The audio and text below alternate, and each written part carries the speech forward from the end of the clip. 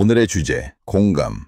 통 속 뇌가 전하는 사유 시작합니다. 질문 하나를 던져보겠습니다. 당신 주변에 힘들어하는 사람이 있을 때 가장 먼저 하는 말은 무엇입니까? 왜 그래? 무슨 일이 있어? 아니면 괜찮아질 거야. 흥미로운 연구 결과가 있습니다. 심리학자 브레네 브라운의 조사에 따르면 고통받는 사람들이 가장 듣고 싶지 않은 말 1위가 괜찮아질 거야 였습니다. 그들이 정말 원했던 것은 해결책이 아니라 나는 혼자가 아니구나 라는 확인이었습니다. 친구가 울면서 전화했습니다. 나 정말 힘들어. 당신은 뭐라고 답합니까? 무슨 일인데? 누가 그랬어? 내가 뭘 해줄까? 이 질문들은 친절해 보이지만 사실은 상대방을 더 외롭게 만들 수 있습니다. 왜냐하면 이 질문들은 모두 문제 해결을 향해 있지 감정을 향해 있지 않기 때문입니다. 그런데 이상한 점이 있습니다. 우리는 모두 공감의 중요성을 알고 있습니다. 그러나 막상 누군가가 힘들어할 때 우리는 공감하지 못합니다. 대신 조언하고 판단하고 해결하려 합니다. 왜 그럴까요? 우리는 하루에도 수십 번 누군가의 감정을 스칩니다. 기분이 가라앉은 동료, 이유 없이 짜증을 내는 가족, 말은 없지만 왠지 지쳐 보이는 친구. 많은 사람들은 이렇게 묻습니다. 내가 뭘 해줘야지? 하지만 공감은 행동보다 먼저 존재의 언어로 시작됩니다. 오늘은 통 속에서 바라보는 공감의 본질에 대해 이야기해 보려 합니다. 말보다 먼저 건네지는 마음의 작은 진동들에 대하여 말입니다. 첫 번째 공감은 맞아, 그럴 수 있어 라는 공간이다. 심리학자 칼 로저스는 공감을 이렇게 설명했습니다. 타인의 세계를 그의 방식으로 느끼려는 용기. 여기서 중요한 단어는 용기입니다. 왜 공감이 용기일까요? 공감은 누군가의 마음 안으로 들어가는 일입니다. 잠시 동안 내 시선과 논리를 내려놓는 일입니다. 이것은 생각보다 어렵습니다. 우리는 늘 우리의 관점으로 세상을 보기 때문입니다. 친구가 나 회사 그만두고 싶어 라고 말했을 때 많은 사람은 바로 해결책을 줍니다. 조금만 버텨봐. 요즘 어디가 힘든데?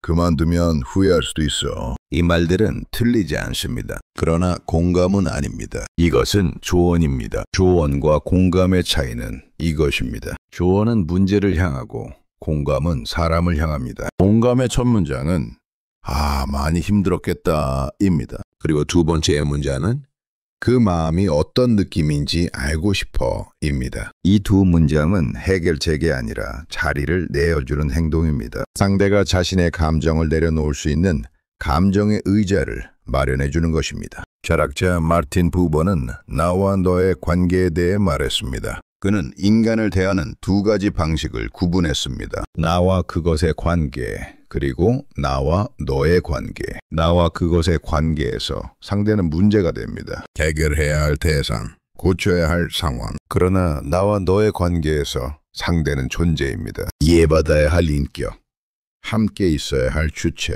공감은 나와 너의 관계에서만 가능합니다. 상대를 문제로 보지 않고 존재로 볼 때 말입니다. 공감은 결국 이렇게 말합니다. 네가 느끼는 것은 틀리지 않아. 그 한 문장만으로도 사람은 버틸 힘을 얻습니다. 왜냐하면 대부분의 고통은 상황 자체보다 그 상황 속에서 혼자라는 느낌에서 오기 때문입니다. 두 번째, 공감을 어렵게 만드는 세 가지 오해.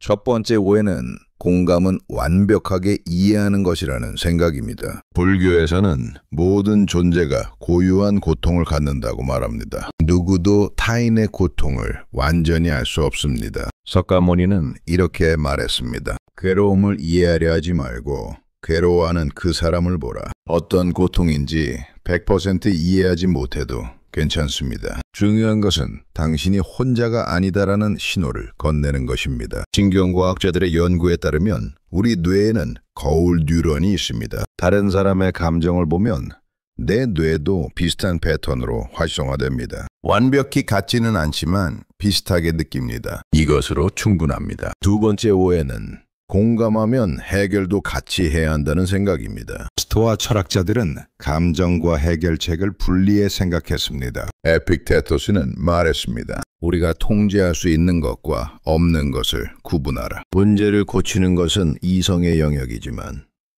마음을 어루만지는 것은 감정의 영역입니다. 공감은 고치는 행동이 아닙니다. 존재를 지지하는 행위입니다. 심리치료사들이 말하는 치료적 현존이라는 개념이 있습니다. 아무것도 하지 않고 그저 함께 있어주는 것만으로도 치유가 일어난다는 것입니다. 때로는 해결책보다 존재가 더 강력합니다. 세 번째 오해는 공감은 말로만 한다는 생각입니다. 한자역학에서는 관찰자가 대상의 상태에 영향을 준다는 관찰자 효과라는 개념이 있습니다. 사람 사이에서도 마찬가지입니다. 말이 없어도 옆에 조용히 있어주는 것만으로 상대의 감정 상태는 달라집니다. 한 사람이 있었습니다. 그는 아버지를 잃었습니다. 장례식장에서 많은 사람들이 위로의 말을 건넸습니다. 힘내세요. 하늘에서 지켜보실 거예요. 그러나 그가 가장 기억하는 것은 아무 말 없이 1시간 동안 옆에 앉아 있어준 친구였습니다.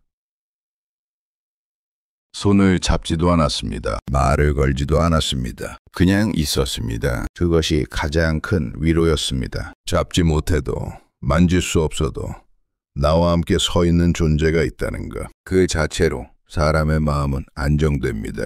세 번째, 일상에서 쓸 수 있는 공감의 3단계. 일상에서 바로 쓸 수 있는 공감의 3단계를 소개합니다. 첫 번째 단계는 감정을 먼저 봐주는 것입니다. 힘들었구나. 오늘은 많이 지치는 날이었겠다. 문장의 핵심은 너 왜 힘들어가 아니라 힘들었구나입니다. 상대의 감정을 먼저 인정해 주는 것입니다. 심리학자 존 고트먼은 감정 코칭이라는 개념을 제시했습니다. 감정을 인정받는 것만으로도 감정의 강도가 줄어든다는 것입니다. 너 화났구나 라고 말해주면 화는 이미 절반으로 줄어듭니다. 왜냐하면 감정이 보였다고 느끼기 때문입니다. 두 번째 단계는 판단을 보류하는 것입니다. 그럴 수도 있지. 네 입장에서는 충분히 그럴 것 같아. 공감의 가장 큰 적은 왜입니다. 왜 그랬어? 왜 그렇게 느껴?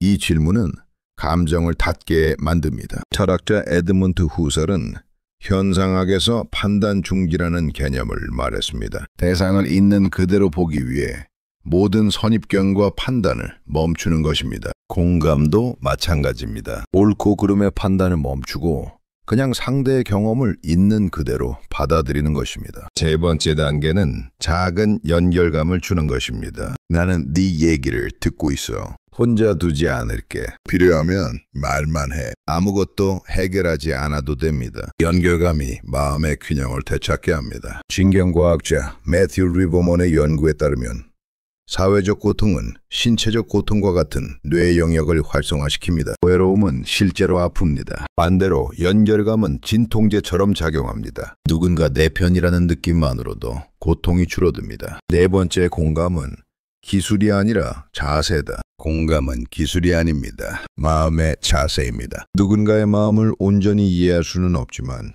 그 사람 곁에 잠시 머무를 수는 있습니다. 철학자 마틴 부버는 말했습니다. 인간의 가장 큰 기도는 나는 여기 있다는 선언이다. 공감은 바로 그 선언입니다. 말로, 표정으로, 침묵으로 나는 여기 있다는 신호입니다. 시인 릴케는 친구에게 이렇게 편지했습니다. 당신의 슬픔 곁에 조용히 머물겠습니다. 그것을 덜어주려 하지도 이해한 척하지도 않겠습니다. 그냥 곁에 있겠습니다. 이것이 공감의 본질입니다. 마무리. 통 속 뇌가 마지막으로 전합니다. 오늘 하루 누군가의 마음 가까이 앉아줄 수 있는 작은 용기를 꺼내보십시오. 해결하려 하지 마십시오. 그냥 함께 있어 주십시오. 그것만으로 충분합니다. 오늘의 이야기는 어떠셨나요? 여러분들의 생각을 댓글로 들려주세요.